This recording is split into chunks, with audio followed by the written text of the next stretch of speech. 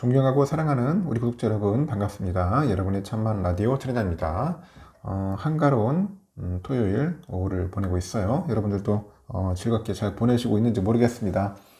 즐겁고 유쾌하고 행복한 시간 보내세요. 커피 한잔 하시면서 재미있는 시간 보내시길 바라고, 요즘 보니까 아주 흥미로운 이야기들이 있는데 우리 버핏 형님도 지금 주식을 좀 줄인다고 하는 것 같아.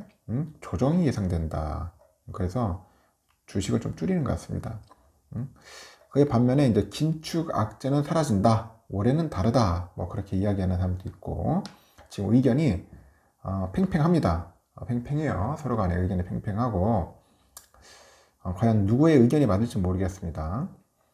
일단은 172조, 172조 투자의 규제, 워렌 버핏 형님이 그 최근에 밝힌 그 자사 포트폴리오 현금 보유 규모가 172조라는 거야. 172조. 1306억 달러.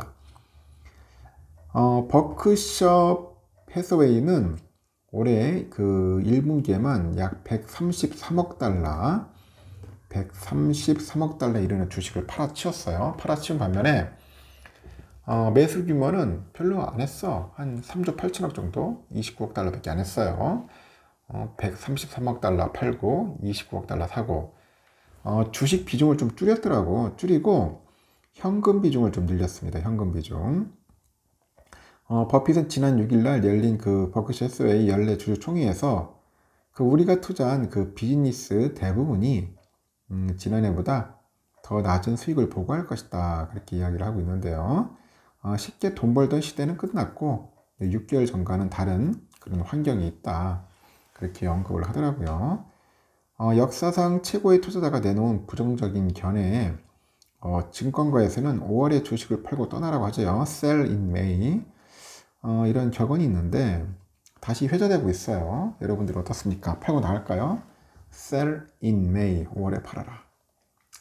일단은 버핏마저 주식을 팔고 현금 비중을 늘리는데 뭐 개인 투자자가 베팅할 상황은 아니라는 거다. 뭐 그런 이야기가 있어요. 개인들이 어디서 베팅이야, 그지? 실제 5월 매도 전략은 역사적으로 근거가 있는 것으로 나타나 있습니다. 뱅크 오브 아메리카, 여기 최근 분석에 보면은 1928년부터 지난해까지 누적된 5월부터 10월까지 6개월 평균 수익률은 고작 2.2%밖에 안 돼요. 2.2%. 많이 되지도 않아. 2.2%밖에 안 되더라. 반면에 11월부터 그 6개월간 평균 수익률은 5.1%예요. 2배 수준이라는 거죠. 5월에 주식을 팔고 여름에 현금을 들고 있다가 여름에 현금을 들고 있다가 뭐 11월에 다시 사는 게 역사적으로 수익률이 더 높은 투자 전략이다. 뭐 그런 이야기라고 하는데, 일단은 그 스테이시 존슨 미국 조직원 그 연금 수석 매니저는 언론을 통해서 2008년에 금융위기나 1987년 블랙 먼데이처럼 역사적인 대규모 증시 폭락 상당수가 5월과 10월 사이에 발생했답니다. 5월과 10월 사이에 발생했다. 그래서 수익률을 낮춘 바 있고, 다만 증시가 반등할 때 매수 타임을 놓치지 않도록 시장을 계속 주시를 해야 한다. 그런 이야기를 하고 있습니다. 계속 주시를 해라. 아주 흥미롭네요. 국내 증시에서도 5월 증시가 화두로 떠올랐어요. 5월 떠올랐는데 최근에 들어서 국내 증시 상승세가 주춤해요. 주춤하다. 5월에 매도 전략을 두고 갑론을박이 벌어지고 있어요. 갑론을박. 일단 코스피도 역사적으로 5월 수익률은 좀 부진한 것으로 나타납니다. 5월은 최악이다. 부진하고 2000년 이후 5월 평균 상승률은 0.08%에 불과합니다. 2010년 이후로 접해보니까 마이너스 0.88%인데 이후에도 통계적으로 7월을 제외하군요. 10월까지는 하락세가 이어졌다. 그렇게 보시면 됩니다. 다만 올해는 예년과 다를 것이라는 지적도 있어요. 미국의 중앙은행인 연방준비제도가 지난 3월에 이어서 이달 FOMC에서도 베이비 스텝 기준금리 0.25%포인트 인상을 결정하다 보니까 시장에서도 연내 금리 동결은 물론이고 인하 가능성도 거론되는 상황이 있죠.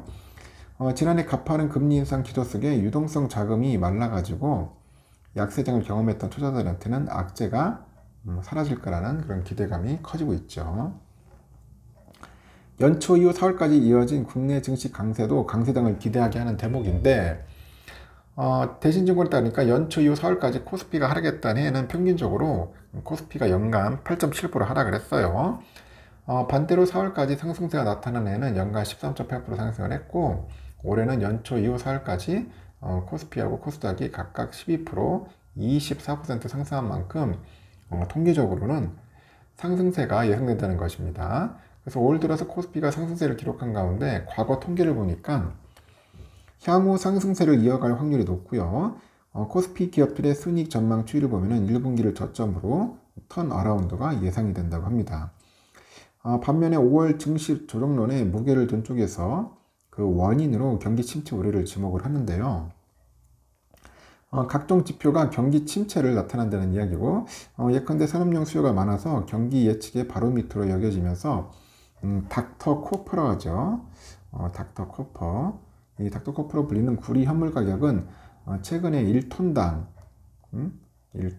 8,500달러로 떨어졌습니다. 연초 고점 9,436달러에 비해서 한 10% 정도가량 하락을 한 거죠. 이렇게 금리 인상 속도 조절에 증시는 호재가 아니란 판단이 나오는데, 실제로 미국의 중앙은행 그 연방준비제도에서 미국 지역은행 파산 이후에 최근에 발행한 금융안정 그 보고서를 통해 가지고 경기 침체를 경고한 바 있습니다. 역사적으로 보면은 평균적으로 5월에서 10월까지는 성적이 좋지 못했던 데다가 올 들어서 4월까지 국내 증시가 과하게 올라간 측면이 있죠. 시장에서는 연준이 금리 인하 가능성까지 반영하고 있는데, 오히려 경기 침체의 그 우려 요인으로 이제 판단하면서 장기적으로는 증시에 조정이 나타날 것으로 예상한다고 합니다. 일각에서도 5월 매도 전략에 집착할 필요가 없다는 지적도 있어요. 통계적으로 5월 이후 6개월간 증시가 약세를 기록했던 건 맞지만은, 한국 경제가 과거와 다른 상황이라는 거죠. 신영증권에서도 중국 경제가 정체된 이후 중국 의존도가 높은 한국 기업들의 수익이 정체됐지만은 정부와 중앙은행은 경제 위기, 이 위기가 벌어져도 기업의 구조조정을 막는 식으로 대응을 하면서 급등락이 나타나기 어려운 상황이다. 그래서 코로나 확산 이후 강세장은 이례적인 상황이었고, 올해는 다시 박스권 장세로 돌아와서 2,400선을 중심으로 등락이 이어질 것이다, 이렇게 언급을 합니다. 전문가들은 이럴 때일수록 우량주에 주목을 하라는 겁니다. 주목을 해라. 증시가 오리부중 상태일수록 피난처를 확보해야 한다는 지적인데, 박식 대표도 그러네요. 버핏이 현금을 늘렸다고는 하지만은 애플을 팔지는 않았고, 미국 증시에서도 애플이나 엔비디아, 마이크로소프트 등 업종 내 1등 주식 쏠림이 나타난다. 증시 부진에 주식 대신 채권으로 도피했던 투자들이 미국의 실리콘밸리 은행 그 파산 등 지방은행 위기에 다시 우량주를 찾고 있다. 뭐 그런 이야기를 하고 있는 것 같습니다. 하여튼 여러분 어떻게 하실래요? 파실래요? 유지를 할래요? 아니면 더욱더 모으실래요? 한번 여러분들 잘 판단하셔서 투자에 참고하시기 바라겠습니다. 여기까지 하겠습니다.